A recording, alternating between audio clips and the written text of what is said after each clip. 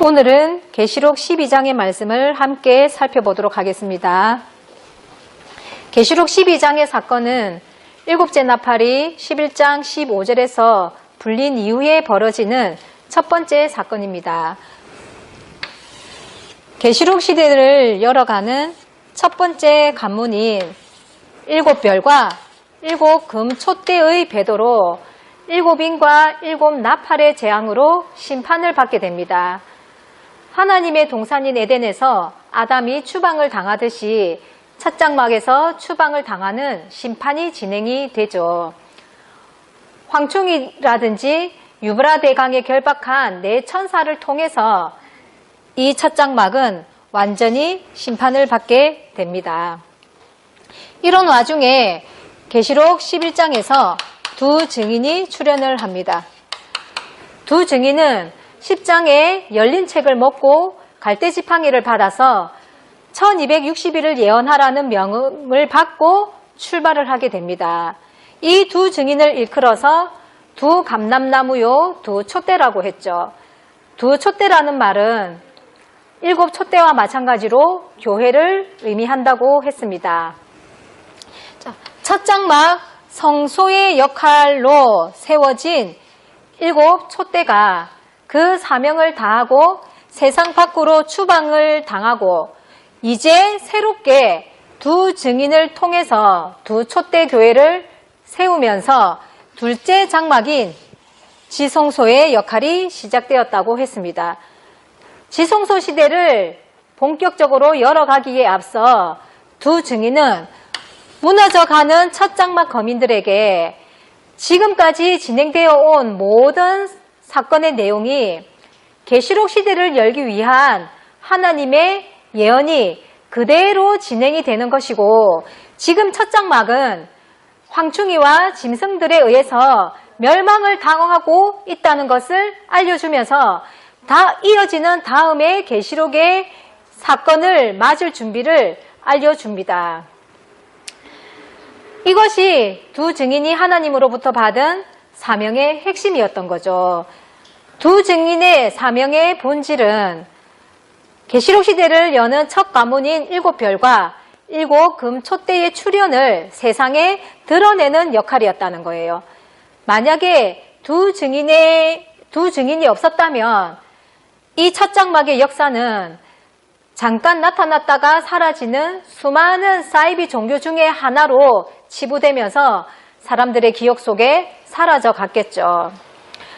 이렇게 두 증인이 출발을 하였는데, 두 증인은 방마당 곧 첫 장막은 버려두고 하나님의 성전과 제단에서 경배하는 자들을 측량하라는 사명과 함께 1260일을 예언했던 겁니다. 그러는 중에 짐승들에 의해서 박해를 받고 두 증인이 죽었다가 3일 반 만에 다시 일어나서 하늘 곧 둘째 장막인 자기의 사역지로 복귀를 하게 됩니다. 이것으로 둘째화 곧 여섯째 나팔의 실질적인 종교를 고하게 되고 다음 역사로 진행이 됩니다. 그 다음이 일곱째 나팔이 불려지죠. 이 일곱째 나팔이 불려질 때 이루어지는 핵심 사건은 세상 나라가 주와 그리스도의 나라로 바뀐다는 것이었습니다. 이 목표가 이루어지기까지는 계시록 19장까지의 기나긴 여정이 남아있다 그랬죠. 이 과정의 첫 단계라고 할 수 있는 것이 계시록 12장의 사건인 거예요. 자, 계시록 12장의 사건을 한번 살펴보도록 하겠습니다.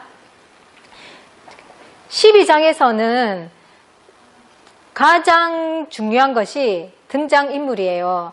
중요한 등장인물 세 부류의 존재가 나타나는데, 그 첫 번째가 1절에서 보시면 해를 입고 달을 신고 12별의 면류관을 쓴 여자가 나온다는 거예요. 이 여자가 아이를 베어 해산하게 되매 아파서 애써 부르짖고 있더라 하고 있습니다. 그리고 두 번째는 여자가 낳는 아이가 등장을 합니다. 자, 이 아이는 장차 철장으로 만국을 다스릴 아이라고 하고 있죠. 자, 세 번째는 이 아이가 태어나면 집어삼키려고 입을 벌리고 서 있는 붉은 용이 등장을 합니다. 붉은 용은 7머리와 10뿔을 가지고 있다고 하죠.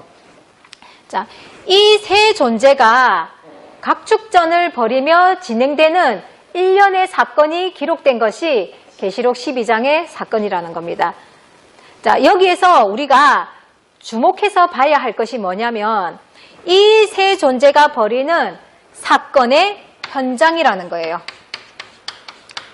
자, 이 사건의 현장이 어디라고 하고 있습니까? 하늘이라고 하죠. 예. 자, 이 하늘을 어떻게 이해할까요? 창공의 하늘을 말하는 걸까요? 하나님이 계신 저 천국을 이야기하는 걸까요? 그런 것이 아니라 계시록 6장에 보시면 12절 이하에 6째 인을 떼실 때에 해, 달, 별이 떨어지고 어두워지며 하늘이 종이축이 말리는 것 같이 떠나가더라 하는 거예요.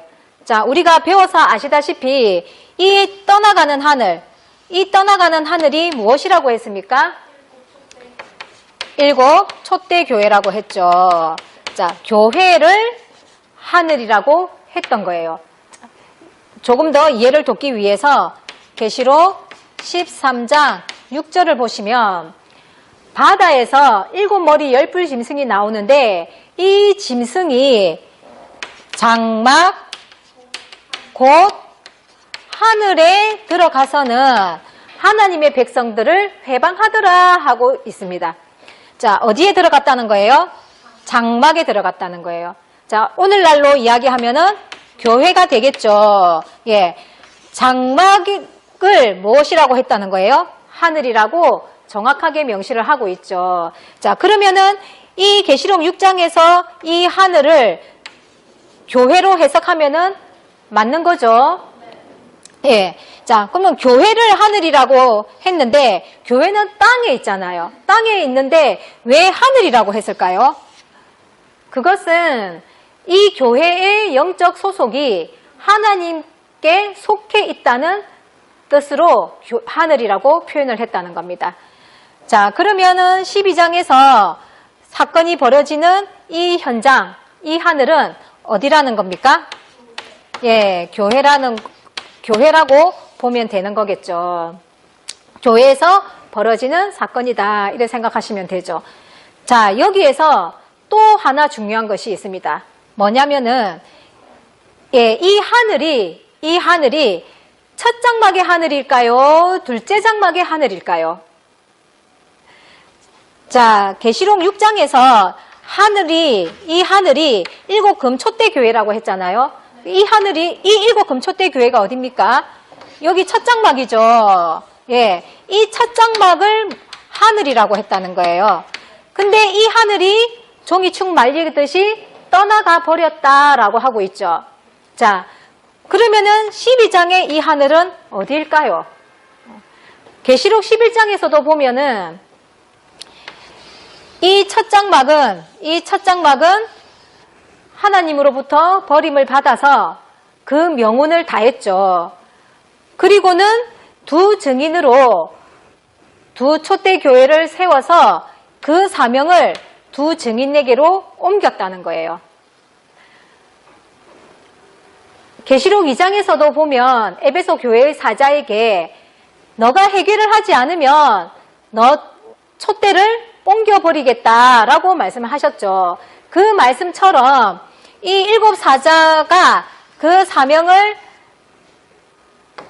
다하고 하나님으로부터 버림을 받게 되자 두 증인에게로 그 사명이 옮겨지는 것이 촛대를 옮겼다라는 거예요. 그렇게 촛대를 옮김으로 해서 이 두 증인은 말세의 하나님의 교회의 목자로 정통성을 인정받았다는 거예요. 그러니까 하나님의 그 정통성이 어디로 이어졌다는 겁니까? 예, 두 증인에게로 이어지고 두 증인은 그 정통성을 이어받은 사역자라는 의미가 되는 거예요. 그리고 이 두 증인은 여기에 침노한 짐승들에 의해서 박해를 받아서 죽었다가 3일 반 만에 살아나서 이 둘째 장막으로 올라갔다 그랬죠.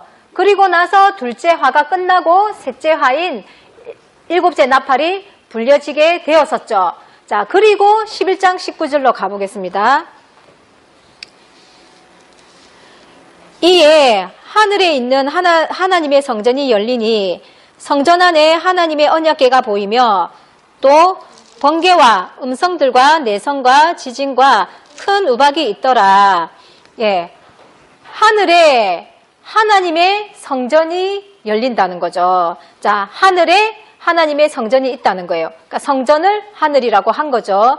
예, 이 성전이 열리는데 언약궤가 보인다는 거예요. 자, 언약궤가 보이는 성전이라고 하면은 이 성막에서 여기일까요? 여기일까요? 지성소죠. 예, 지성소에 언약궤가 있잖아요. 그러니까 언약궤가 보이는 하늘은 지성소를 말하는 거죠. 그러니 이 지성소가 뭐라는 거예요? 예, 하늘이라는 거죠. 그러니까 지성소의 하늘을 열었다고 공표를 하고 12장의 사건으로 이어지는 거예요. 자, 그러면은 12장에서 말하는 이 하늘은 어디의 하늘이 되겠습니까? 예, 지성소인 둘째 장막의 하늘이 되는 거죠. 이 둘째 장막, 이 하늘에 해를 입은 여자가 있고 이 여자가 낳는 아이가 있고 이 아이를 삼키려고 하는 붉은 용이 있더라 하는 겁니다. 자, 이제 이 해달별에 가진 이 여자를 한번 살펴보겠습니다. 자, 아까 여기 계시록 6장에서도 해달별이 나왔죠. 계시록 8장에서도 해달별이 나오죠. 이 해달별의 유래는 창세기 37장에 요셉의 꿈입니다. 요셉이 꿈을 꾸는데 요셉의 아버지가 야곱이죠. 예, 아버지 해, 어머니 달, 예, 요셉의 형제들 11별이 요셉에게 절하더라 하는 꿈이었어요. 자, 이 요셉의 꿈에 등장을 한 이 해달별은 누구를 상징하는 거였습니까? 예, 야곱의 가족들을 상징하는 거였죠. 자, 이 야곱은 이름을 이스라엘로 개명을 하면서 이 야곱의 아들들로 인해서 12지파를 형성하면서 이스라엘 민족을 이루게 되죠. 그러니 이 야곱의 가족을 상징하는 해달별은 이스라엘 12지파 전체를 해달별이라고 볼 수가 있겠죠. 그리고 이것이 신약으로 넘어오면서 너희는 세상의 빛과 소금이래라는 사명을 받은 교회가 해달별이라 하겠죠. 자, 그러면은 해달별이라는 것은 하나님의 선민, 하나님의 백성, 성도들을 두고서 해달별이라 했다는 것을 알 수가 있습니다. 자, 그러면은 여기에 아까 계시록 6장에서도 해달별이 나왔죠. 그리고 계시록 12장에서 해달별이 나오죠. 자, 이 해달별의 차이가 뭘까요? 자, 해달별은 성도라고 했으니까 6장에 나오는 해달별은 어디에? 이 첫 장막의 해달별인 거죠. 예, 이 첫 장막의 해달별은 첫 장막의 성도들이라 이 말인 거죠. 그리고 이 첫 장막이 배도하고 떠나감으로 해서 하나님은 두 증인을 통해서 새롭게 둘째 장막인 지성소의 시대를 열어갔다 그랬잖아요. 그래서 이 둘째 장막에서 새롭게 만드는 해달별이라는 거죠. 그러니까 둘째 장막의 성도들을 두고서 해달별이라고 했다는 거 아시겠죠? 그러니까 이 해달별은 둘째 장막의 해달별이다 이 말인 거죠. 그러니까 이 해달별을 거느리는 여자라는 거예요. 자, 이 여자의 의미는 무엇이냐? 자, 마태복음 24장 19절에 보시면 그날에 아이 뵌 자와 젖 먹이는 자가 화가 있다는 거예요. 자, 아이 벤자와 젖먹이는 자는 남자입니까? 여자입니까? 여자죠. 예, 말세가 되면 여자들에게 화가 있다는 거예요. 그래서 이것을 문자적으로 이해를 하고 진짜 결혼도 안 하고 애도 안 낳으려고 하는 사태가 벌어지는 거예요. 자, 그런 문자적인 뜻이 아니겠죠. 사도 바울께서 뭐라고 하시냐면 나는 너희를 저주로 먹인다 이렇게 말씀을 하시죠. 또 너희는 신령한 젖을 사모해라 그러시죠. 또 디모데를 보고서 나는 너를 복음으로 낳았다 그랬죠. 그럼 지금 사도 바울이 누구의 입장인 거예요? 여자의 입장으로 지금 표현이 되어져 있는 거죠. 예, 그러니까 이것은 문자적인 의미가 아니라 영적인 말씀의 젖을 먹이고 말씀을 전하는 그런 모습을 표현을 한 거다라는 거죠. 그러니 이 여자는 하나님의 말씀을 전하는 사도 바울과 같은 그런 목자를 두고서 여자라고 표현을 하셨다라는 거죠. 자, 그러면 여기는 해달별을 거느리는 이 여자는 둘째 장막의 성도들을 거느리는 목자다 이 말인 거겠죠. 자, 그러면은 둘째 장막의 목자라고 하면 누구일까요? 예, 계시록 11장에서 두 증인이 이 둘째 장막으로 올라가서 둘째 장막의 역사를 펼쳐갔죠. 그러니 이 해를 입은 여자는 11장의 두 증인으로 볼 수가 있는 거죠. 자, 이 여자가 아이를 낳았습니다. 자, 이 아이는 장차 철장으로 만국을 다스릴 아이라고 하니 얼마나 위대한 아이인지를 아시겠죠? 예, 앞으로 아주 위대한 인물이 한 명 출현할 것을 예언하고 있는 거예요. 계시록 2장에도 보시면은 이기는 자에게 만국을 다스리는 권세를 주고 철장을 주는데 이 철장으로 질그릇을 깨뜨리듯이 깨뜨려 버리겠다 하는 내용이 있죠.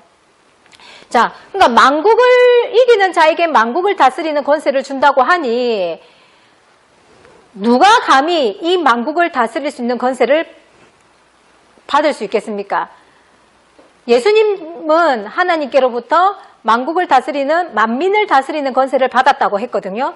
아, 그러니까 이 아이는 예수님인가 보다 하고 생각할 수 있겠죠. 근데 앞뒤 문맥을 살펴보면 이 아이는 예수님이 될 수가 없어요. 만약에 아이가 예수님이라고 한다면 이 아이를 낳은 여자는 마리아가 되어야 되겠죠. 근데 마리아가 해달별을 가지고 있었나요? 예. 그러니까 그렇게 하나하나 분석을 해서 들어가 보면 이 아이는 예수님이 될 수가 없다는 겁니다. 그리고 이기는 자에게 철장 권세를 준다 그랬죠. 자, 이기는 자가 예수님이라고 했습니까? 아니라는 거죠. 이기는 자가 누구이든지 간에 이기면 철장 권세를 받을 수 있다는 거니까, 예, 꼭 예수님이어야 하는 이유는 없는 거죠. 그리고 이 철장 권세를 예수님이 준다고 되어 있다는 거예요. 그러면은 이 아이는 철장 권세를 받는 이 아이는 예수님께로부터 사명을 받아서 그 사명을 수행하는 인물로 보면 되겠습니까? 예, 그렇게 보면 된다는 겁니다. 자, 이렇게 이제 이 아이가 출생을 하게 되면은 제일 긴장해야 될 존재가 누구냐니까? 예, 붉은 용인 거예요. 자, 이 붉은 용이 이 둘째 하늘에 왜 들어왔다고 했습니까? 예, 아이가 태어나면 이 아이를 집어 삼키기 위해서 들어왔다는 거예요. 왜요? 죽이려고 그랬죠, 물론. 예, 이 아이가 어떤 존재이기 때문에, 예, 만국을 다스릴 존재이기 때문에 이 용은 이 아이가 대적이 돼버리는 거죠. 그래서 이 아이를 죽이려고 하늘에 들어왔다는 거예요.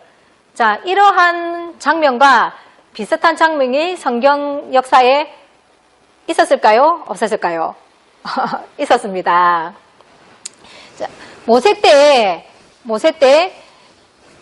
이스라엘의 구원자가 나타날 징조가 보이니까 바로 왕이 2살 이하의 남자아이들은 다 강물에 빠뜨려 죽이라는 명을 내리는 사건이 있었죠. 그리고 예수님도 태어나시니까 헤롯 왕이 2살 이하의 남자아이들을 죽이라는 명을 내리는 사건이 있었죠. 예, 연결이 되는 것 같습니까? 예. 자, 이렇게 붉은 용은 자기의 처지를 알고 신속하게 대처를 하는 거예요. 이렇게 대처를 하는 붉은 용을 우리 보통 사람들이 어떻게 이길 수가 있겠습니까? 예. 그러니까 하나님의 지혜로 무장하지 않으면 이 붉은 용을 이길 수가 없겠죠. 자, 이 붉은 용이 아이를 미워할 수밖에 없고 죽일 수밖에 없는 이유는 이 아이가 만국을 다스린다고 했기 때문에 자기의 소유가 이 아이에게로 다 뺏겨버린다고 하니 이 아이를 미워할 수밖에 없고 죽일 수밖에 없는 운명이 되어버린 거죠. 자, 이렇게 이제 이 둘째 장막에 들어온 이 세 존재들이 긴박한 긴장감 속에서 지금 뭔가의 일을 벌이려고 혈안이 되어 있는 모습을 보여주는 거예요. 네. 자, 무슨 일이 어떻게 진행이 될까요? 보겠습니다. 이 아이가 태어나면서 또 다른 일면에서는 하늘에 전쟁이 있다고 합니다. 7절을 한번 볼까요?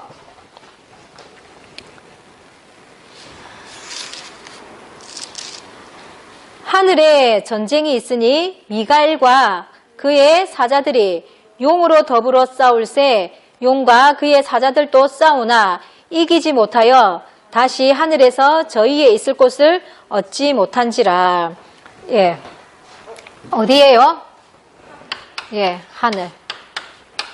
하늘에 전쟁이 있는데 미가엘은 하나님의 천사장입니다.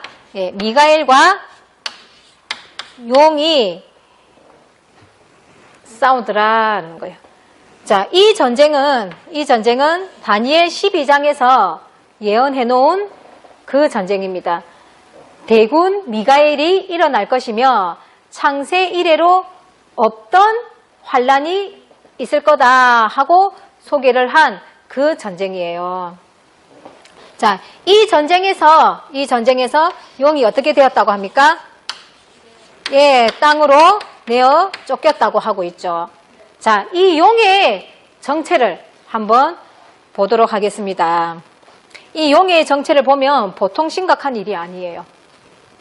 자, 9절에 보시면은 예, 이 용은 옛 뱀이요, 마귀요, 사단이라는 거예요. 자, 마귀 사단은 우리가 잘 알겠죠? 예, 이 용의 정체는 마귀고 사단인데 또 옛 뱀이라고 하는 거예요.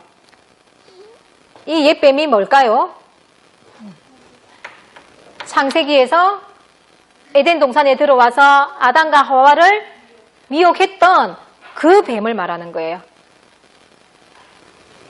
6,000년 전에 아담을 미혹했던 그 뱀이 죽지도 않고 지금까지 살아서 지금 계시록 시대에 일어나는 사건의 현장에 버젓이 참여해서 거룩한 채 하면서 성직자 구실을 하면서 이 아이가 태어나면은 잡아먹으려고 기다리고 있다는 거예요. 누가요?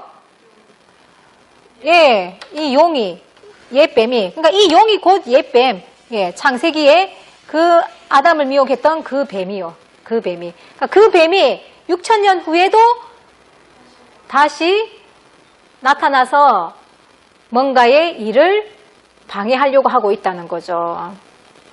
놀랍지 않습니까? 자, 이러한 모습을 사도 바울도 예언을 하고 있어요. 데살로니가 후서 2장 4절에 보면은 저 불법의 사람, 멸망의 아들이 나타나는데 이 멸망의 아들은 하나님의 성전에 앉아서 자기를 뭐라 한다는 거예요? 하나님이라고 한다는 거예요. 하나님의 성전이면은 교회죠. 예. 교회에 앉아서 자기를 하나님이라고 할 수 있는 존재가 누굽니까? 예, 교회의 목자들이죠. 이 멸망의 아들이 뭐 스님이라든지 신부라든지 그런 존재가 아니라 하나님의 성전에 있는 목자가 멸망의 아들로 나타나더라는 거예요. 이렇게 멸망의 아들이 나타날 것을 예언을 했는데 계시록에 보니까 이렇게 나타났다는 거예요. 가장 악한 자가 가장 거룩한 모습으로 가장을 해서는 가장 악한 짓을 행하고 있더라는 거예요.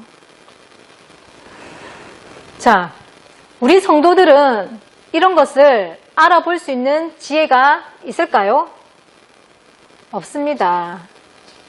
지혜가 없으니 이들의 말에 다 속아서 이들을 오히려 지원하고 응원하는 모습으로 나타나는 거예요. 이 하나님의 성전에 앉아서 자기를 하나님이라고 하는 이 종이 하나님의 목자로 알고 있는 이 종이 멸망의 아들이라는 것을 안다면 이들의 말을 들으려고 할까요? 이들이 우리의 영혼을 천국으로 인도할 거라고 믿을까요?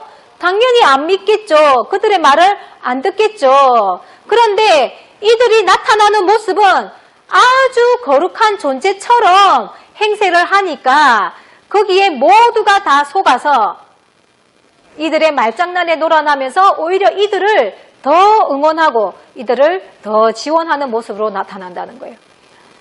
예수님 때에도 예수님께서 행하시는 수많은 기적들을 경험했던 백성들이 예수님을 좋아하면서 칭송하면서 얼마나 따라다녔습니까? 그런데 십자가의 죽이자라고 말하는 그 말에 군중 심리에 휘말려서 그 말을 하는 그 사람들의 말장난에 장단 맞추어서는 같이 십자가에 죽이자 그랬다는 거예요. 그러니까 2000년 전에 그 사람들의 그 모습이나 오늘날의 우리 성도들의 모습이나 다를 바가 없는 거죠. 자, 그러면은 어떻게 해야 되겠습니까? 오늘날의 성도들은 어떻게 해야 되겠습니까? 말씀에 깨어 있는 것밖에는 할 수 있는 것이 없는 거예요. 오직 말씀에 깨어 있어야지만이 이렇게 나타나는 이런 일에 휘말리지 않고 오직 천국을 향하여서 올바른 신앙을 할 수 있게 된다라는 겁니다. 자, 이 첫 장막이 배도를 하고 하나님을 떠나가 버리게 되자 하나님은 두 증인을 통해서 새로운 둘째 장막의 역사를 이어갔죠.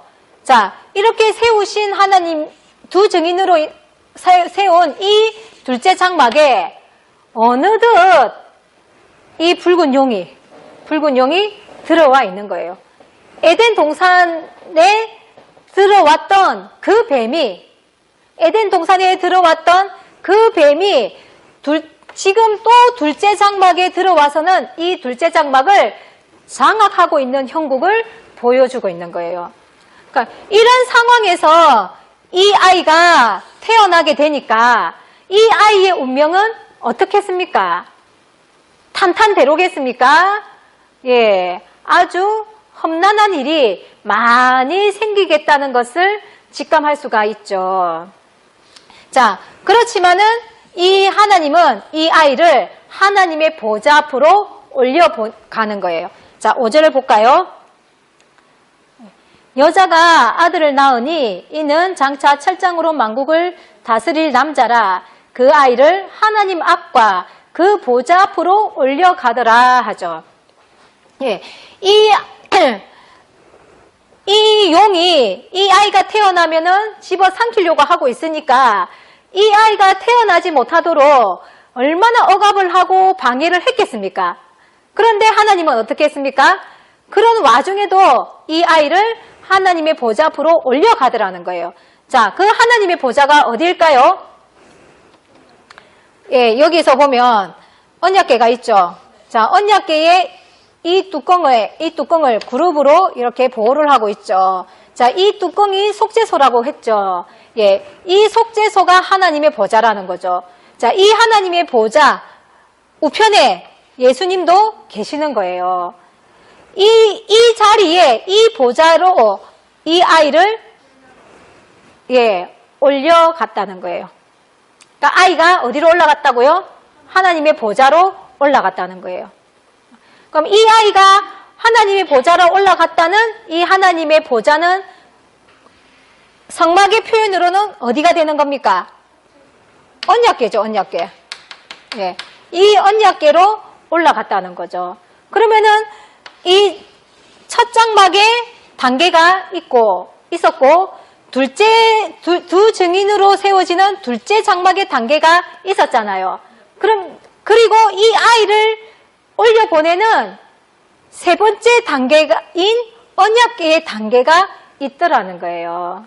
자, 하늘로 친다면은 이 첫 장막이 첫째 하늘, 여기는 둘째 하늘, 언약궤는 셋째 하늘이라는 거죠. 예, 이 아이가 셋째 하늘로 올라갔다는 거죠. 그러니까 이 아이는 어떤 존재인 겁니까? 셋째 하늘을 여는 주인공이 된다는 겁니다. 그러면은 지금 이 지성소에 이 용이 장악을 했죠. 예, 그러니까 누구의 천지가 돼버린 거예요? 사단의 천지가 돼버렸죠. 이렇게 사단의 천지가 돼버린 이곳에서 이 아이를 빼내어서 하나님의 보좌 앞으로 올려가서는 이 아이를 통해서 셋째 하늘의 역사를 이어가시려고 하신다는 거예요. 이것을 보여주는 거예요. 자, 이렇게 아이가 출현을 하게 됨으로 해서, 자, 이 용이 미가엘과 싸웠다 그랬죠. 예, 그러니까 이 미가엘은 하나님의 천사장인데 이 아이와 함께하는 미가엘이겠죠. 이 아이와 함께 미가엘이 용과 그의 사자들과 더불어서 싸우게 되는데 어떻게 됐다는 거예요? 예, 이 용이 이 아이가 여는 셋째 하늘의 역사에 발붙이지 못하도록 이 용을 내어 쫓아버렸다는 거예요. 아담 때는 아담이 뱀에 의해서 에덴 동산에서 추방을 당했죠. 그러나 이제는 누가? 예, 이 용이 남자아이를 이기지 못하고 용이 내어 쫓기게 되는 역사가 펼쳐지는 거예요. 이것이 하나님의 복수입니다. 하나님은 이 아담을 미혹했던 그 뱀이 철천지워수인 거예요. 그러니까 그 원수에 대한 복수를 하나님이 지금 이 아이를 통해서 하시는 거죠. 6,000년 만에 하는 복수인 거예요. 하나님이 얼마나 오래 기다렸겠습니까? 이 날만을 기다리고 있었겠죠. 자, 이렇게 용이 땅으로 내어 쫓기고 나니까 자, 어떤 일이 벌어지는지 10절에 가서 보겠습니다. 내가 또 들으니 하늘에 큰 음성이 있어 가로되 이제 우리 하나님의 구원과 능력과 나라와 또 그의 그리스도의 권세가 이루었으니 우리 형제들을 참소하던 자 곧 우리 하나님 앞에서 밤낮 참소하던 자가 쫓겨났고 또 여러 형제가 어린 양의 피와 자기의 증거하는 말을 인하여 저를 이기었으니 그들은 죽기까지 자기 생명을 아끼지 아니하였도다 하는 거예요. 자, 용이 내어 쫓기고 나니까 하늘에서 큰 음성이 들리는데 뭐라고 하냐고 보니까 이제 우리 하나님의 구원과 능력과 나라와 그리스도의 권세가 이루었다 한다는 거예요. 그리고 하나님 앞에서 밤낮 우리 형제들을 참소하던 자가 쫓겨났다 하는 거예요. 또 우리 형제들이 죽기까지 자기들의 생명을 아끼지 아니하여 이기었다 하고 말씀이 나오는 거예요. 무엇으로 싸워서 이겼다고 합니까? 어린 양의 피와 자기의 증거하는 말로 싸워서 이겼다고 하죠. 자, 여기에서 또 우리가 눈여겨봐야 되는 게 뭐냐? 이제라는 겁니다. 이제 하나님의 나라와 권세와 능력이 이루었다는 거예요. 이제. 그럼 이제가 되기 전에는 구원과 하나님의 나라가 있었다는 거예요? 없었다는 거죠. 자, 이제가 언제라고 했습니까? 예, 용이 땅으로 내어 쫓긴 후, 용이 땅으로 내어 쫓긴 그 시점부터 하나님의 나라와 하나님의 구원이 이루어진다는 거예요. 다시 말해서 이 남자아이가 출현을 해서 용과 싸워서 이김으로 해서 하나님의 나라와 권세와 구원이 이루어진다는 말이니까 이 남자아이의 출현이 얼마나 중요한지를 아시겠죠. 우리는 믿기만 하면 언제 어디서든 구원받을 수 있을 거라고 믿고 신앙생활을 해왔잖아요. 근데 성경에서는 이 남자아이가 출현을 해서 이 남자아이가 하나님의 보좌인 언약궤로 올라가서부터 뭐가 이루어지느냐? 구원이 이루어진다고 외치고 있다는 겁니다. 이것을 우리가 정확하게 깨달으셔야 되는 거예요. 이 구원의 원리를 제대로 깨달으셔야 구원 역사에 동참할 수가 있다는 겁니다. 우리 형제들이 죽기까지 자기들의 생명을 아끼지 아니하여 이겼다 그랬잖아요. 예. 그러니까 이 아이를 중심으로 한 소수의 무리들이 이제 이 붉은 용의 세력과 싸워서 이기는데 죽기까지 자기의 목숨을 아끼지 않고 싸웠다 하는 거예요. 자, 예수님 때는 예수님은 이 뱀의 무리들과 싸워서 십자가를 지시는 것으로 발꿈치를 상하셨죠. 하지만 이 남자아이는 이 뱀의 무리들과 싸워서 이기고 이 뱀의 무리가 이 용의 무리들이 이 셋째 하늘의 역사를 막지 못하도록 이 셋째 하늘에 발붙일 곳이 없도록 완전히 쫓아내버리고 계시록 20장에서는 무적행에 1000년 동안 잡아 가둔다는 거예요. 누가 그런다고요? 예, 이 남자아이가요. 그래서 창세기 3장 15절에 보시면 원시복음이 여자의 후손이 뱀머리를 상하게 할 것이다 한 그 예언의 주인공이 누구냐? 예, 이 남자아이라는 거예요. 이 남자아이가 여자의 후손으로 왔다라는 겁니다. 예, 이렇게 성경이 이루어지는 거예요. 자, 이렇게 이 남자아이가 이제 하나님의 보좌 앞으로 올려감으로 해서 이제 하나님의 구원 역사가 본격적으로 펼쳐질 것 같은데 장차라고 했죠. 예, 장차라고 했기 때문에 예, 곧바로 이루어지는 것이 아니라 계시록 18장과 19장까지의 시간이 필요하다고 그랬었죠. 예, 그렇기 때문에 좀 더 기다려야 되는 입장인 거예요.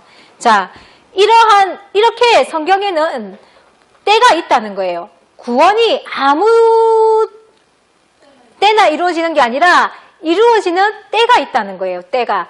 예. 그래서 전도서 3장에서도 범사에 다 때가 있다고 그랬죠. 예. 하나님의 입장에서는 제일 중요한 때가 뭐겠습니까? 이 구원 역사를 펼쳐가는 때겠죠. 자, 순교자들도, 하늘에 있는 순교자들의 영들도 이 때를 알고 이 하나님의 나라와 권세와 구원이 이루어지기를 이 때를 기다리고 있었다는 거예요. 아벨은 6,000년 전에 순교를 했죠. 예, 아벨은 몇 년 동안 기다려온 겁니까? 예, 6,000년 동안 기다려왔죠. 예.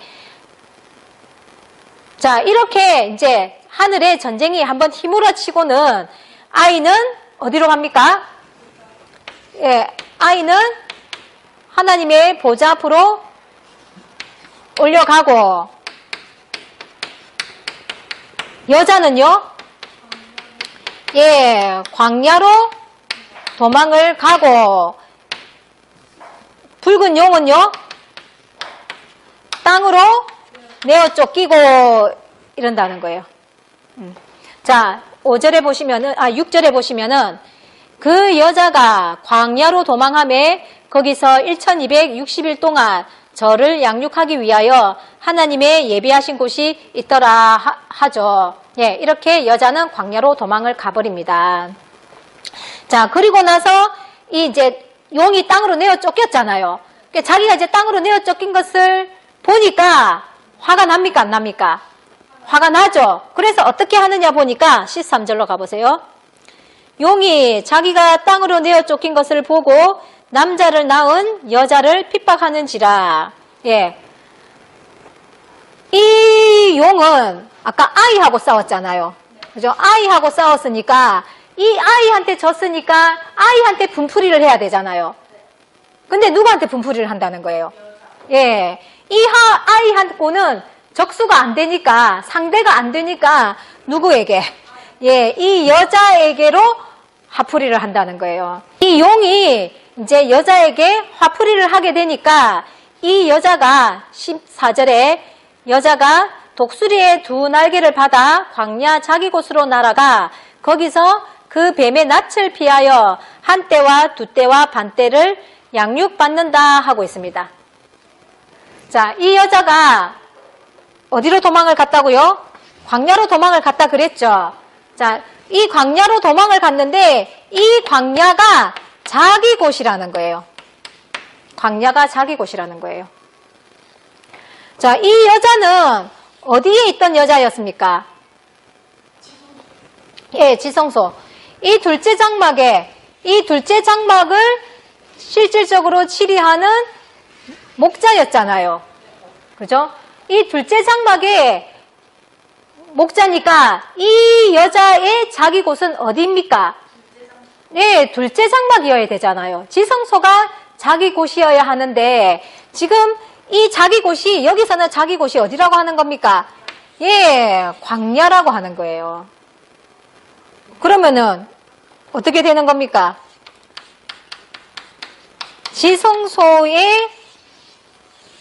지성소가 자기 곳이어야 되는데 광야가 자기 곳이 되어버렸다고 하니 이 지성소가 광야가 되어버렸다고 보면 되겠습니까? 예, 이 지성소가 광야가 되어버렸다는 거예요. 실질적으로도 모세 때 이제 그 광야 생활을 하면서 천막을 쳤잖아요. 예, 이렇게 천막을 쳤는데 이제 그 광야 사막 모래 땅이잖아요. 네, 여기에 이제 이렇게 말뚝을 박아가지고는 이렇게 천을 둘러싸는데 이 성소하고 지성소는 그대로 모래 땅이고 이 언약궤만 이렇게 사각으로 만들어서 양쪽으로 매달아서 이렇게 모래 땅 위에 놓지를 않고 공중에 이렇게 띄어놨다는 거예요. 실제적으로도. 뭔 말인지 이해가 되십니까? 예. 자, 그러면은 여자가 광야로 도망을 갔다는 것은 하나님의 뜻을 따르지 아니하고 범죄를 했다는 거죠. 예. 그럼 이 여자가 범죄를 했다는 내용이 성경상 기록상에는 없어요. 근데 무엇을 보고 알 수 있느냐? 자, 이 아이가 하나님의 보좌 앞으로 올려갔다 그랬잖아요. 첫 장막에 7별의 사자가 수행했던 그 사역을 못하게 되니까 지성소의 두 증인에게로 옮겨졌죠. 근데 이 지성소에도 붉은 용이 들어와서는 이 지성소를 다 장악해버리고 이 여자는 하나님의 뜻을 따르지 않고 범죄를 하게 되자 하나님은 다시 이 아이를 통해서 셋째 하늘을 여시고 셋째 하늘의 역사를 이루어가게 하셨다는 거예요. 그러니까 촛대가 다시 또 어디로 옮겨진 거예요? 아이에게로 옮겨진 거죠. 자, 그러면은 이 여자는 이 아이가 하늘로 올라갈 때 같이 따라서 하늘을 가야 되는 거죠. 그런데 이 여자는 따라가지를 않고 다시 자기 자리, 둘째 장막으로 돌아와서는 아무 일 없었다는 듯이 예전에 하던 행동들을 그대로 하고 있더라는 거예요. 세례 요한이 예수님을 메시아의 지위로 올려놨죠. 그러고는 예수님을 따라가지 않고 여전히 자기 제자들에게 세례를 주면서 자기가 해오던 그 사역을 계속 이어갔다는 거예요. 오죽 나중에는 세례 요한의 제자와 예수님의 제자들이 미묘한 경쟁 구도까지 형성이 될 정도였으니 예수님의 입장에서는 이 세례 요한이 서기관들과 바리새인들보다도 더 걸림돌이 되고 방해가 되는 존재가 되어버린 거예요. 그래서 예수님은 이 세례 요한에게 뭐라고 하셨냐면은 마태복음 11장 11절에서 여자가 낳은 자 중에 가장 큰 이가 없도다. 그러나 천국에서 지극히 작은 자도 이 세례 요한보다 크다는 거예요. 서울대학의 서울대학의 꼴찌보다 점수가 낮으면 어떻게 되는 겁니까? 합격하는 겁니까? 불합격하는 겁니까? 불합격하는 거죠. 그러니까 천국에서 지극히 작은 자보다 세례 요한이 작다는 거예요. 천국 간다는 말이에요? 못 간다는 말이에요? 네. 그러니까 이 세례 요한을 보고서 광야에서 외치는 자의 소리가 있다 그랬죠. 그러니까 세례 요한이 광야에서 외치는 소리였다는 거예요. 자, 여자도 광야로 갔죠. 뭔가 매치가 됩니까? 또 이 광야에 가서 양육을 받았다 그랬죠. 그러니까 광야에서 양육을 받았으니까 하나님께 받은 양육은 아니겠죠. 자, 엘리야도 광야로 가서 까마귀가 주는 떡과 물을 먹었다 그랬죠. 이런 내용들이 이렇게 묘하게 연결이 되어지는 것을 볼 수가 있죠.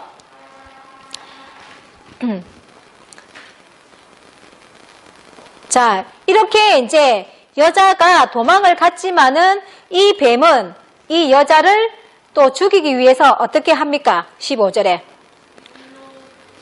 여자의 뒤에서 뱀이 그 입으로 물을 강같이 토하여 여자를 물에 떠내려가게 하려 하되 땅이 여자를 도와 그 입을 벌려 용의 입에서 토한 강물을 삼켜버린다는 거예요. 자, 이 말이 무슨 말이냐? 뱀이 이 여자에 대한 악담이나 비리나 추한 소문들을 퍼뜨려서 풍문으로 날려보내려고 했다는 거예요. 우리 정치판에서도 보면은 잘 나가던 정치인이나 고위공직자가 여자 문제나 또는 다른 여자의 어떤 자식 문제나 이런 여러 가지 문제들로 매스컴을 타면서 한 방에 훅 날아가는 경우가 있죠. 그런 모습이다 이 말인 거예요. 그렇게 이제 안 좋은 소문들로 인해서 이 여자를 이게 떠내려 보내려고 했는데 땅이 뭡니까? 예, 이 여자가 다스리는 백성들이겠죠. 성도들이죠. 성도들이 이 이 물을 다 받아 삼켜버린다는 거예요. 우리 목자는 그런 사람 아니에요. 그거는 다 조작이야. 이러면서 그 소문대로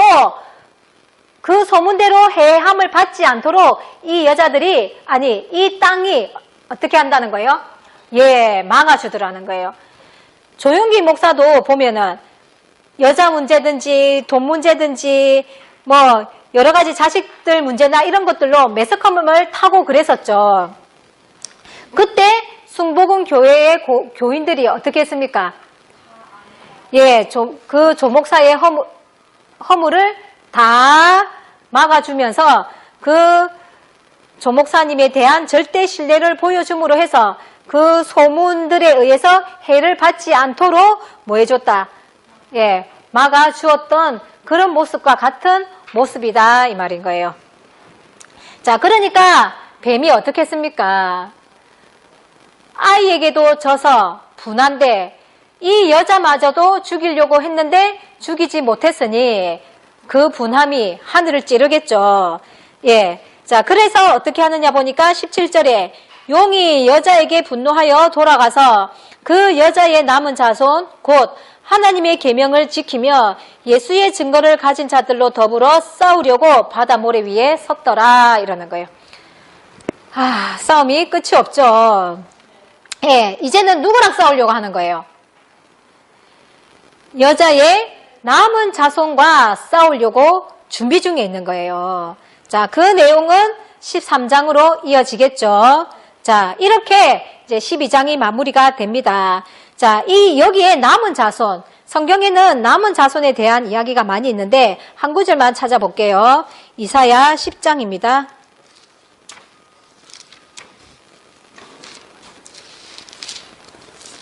이사야 10장 20절에 보시면 그날에 이스라엘의 남은 자와 야곱 족속의 피난한 자들이 다시는 자기를 친자를 의뢰치 아니하고 이스라엘 거룩하신 자 여호와를 진실이 의뢰하리니 남은 자 곧 야곱의 남은 자가 능하신 하나님께로 돌아올 것이라. 이스라엘이여 내 백성이 바다의 모래 같을지라도 남은 자만 돌아오리니 넘치는 공의로 해멸이 작정되었음이라. 예, 남은 자만 하나님께로 돌아온다는 거예요. 바다 모래같이 숫자가 많을지라도 남은 자만 돌아온다는 것은 숫자가 많다는 거예요? 적다는 거예요? 예, 적다는 말이죠. 그러니까 19절에 한번 보세요. 그 숫자가 얼마나 적은지 보니 그 살림에 남은 나무의 수가 희소하여 아이라도 능히 계산할 수 있으리라 하는 거예요. 그러니까 아이가 셀 수 있을 정도의 숫자니까 적은 숫자라는 거죠. 노아 때도 노아의 방주를 타서 구원을 받은 사람은 노아의 8가족뿐이었죠. 또 이스라엘 민족들이 출애굽을 해서 가나안 땅으로 들어가는데 그 들어간 사람이 60만 명 중에 2명뿐이었죠. 예, 이렇게 적은 수가 구원을 받을 수밖에 없다는 것을 지금 보여주고 계시는 거예요. 구원이 쉽다는 거예요? 어렵다는 거예요? 예, 어렵다는 거예요. 그래서 구원의 문은 좁고도 협착하다고 예수님께서 말씀을 하셨죠. 예, 이렇게 어려운 구원의 문인데 우리는 너무나 쉽게 갈 것으로 믿고 안이하게 신앙생활을 하고 있지는 않은지 이 계시록의 말씀을 통해서 우리의 신앙생활을 점검해 보셔야 되겠다는 겁니다. 자, 이 계시록 12장에서 가장 중요한 핵심 사건은 무엇이냐? 이 남자아이가 출현을 한다는 거예요. 이 남자아이는 장차 철장으로 만국을 다스릴 그런 존재였다는 거죠. 첫 장막의 7 사자나 둘째 장막의 2 증인은 이 아이를 출현시키기 위한 엑스트라와 같은 그런 존재에 불과했다는 겁니다. 자, 이 아이가 가지고 오는 철장. 이 아이가 철장을 가지고 온다 그랬죠. 자, 그리고 두 증인은 갈대지팡이를 받았었죠. 자, 이 아이가 가지고 오는 철장은 무엇이냐? 결론적으로 이야기하면은 요한계시록의 말씀인 거예요. 자, 철장은 쇠몽둥이에요. 이 쇠몽둥이로 한 대 맞으면은 죽겠죠. 철장과 갈대지팡이를 비교하면은 갈대지팡이는 너무나 나약하죠. 무엇이 나약하냐? 어떤 차원이 나약한 거냐? 말씀의 차원이 나약하다는 거예요. 이 두 증인이 받은 갈대지팡이의 말씀의 체계도 일반 세상의 교회에 비하면 그 차원이 높다고 할 수는 있겠지만 이 아이가 가지고 오는 철장에 비해서, 즉 아이가 가지고 오는 이 요한계시록의 말씀의 체계에 비하면은 그 두 증인의 말씀 체계는 그야말로 갈대지팡이격에 해당된다라는 것이죠. 예. 그러니까 아까 사도 바울도 나는 너희에게 저주로 먹인다 라고 하신 것처럼 이 하나님의 말씀도 저제 차원에 해당되는 말씀이 있고 단단한 식물에 해당되는 말씀이 있다는 거예요. 예. 장성한 자는 단단한 식물을 먹을 수 있다라고 했죠. 신앙으로 장성한 자는 하나님의 이 단단한 식물에 해당되는 고차원적인 이 말씀을, 요한계시록의 말씀을 다 먹을 수 있어야지 구원에 이를 수 있다는 말도 된다는 겁니다. 자, 이렇게 말씀의 차원이 나누어져 있다는 것을 이해를 하시면서 정말 이 계시록의 말씀으로 철저하게 무장을 해서 하나님께서 주시는 축복을 다 받아 누리시는 저와 여러분들이 되어지기를 예수님의 이름으로 축원드립니다.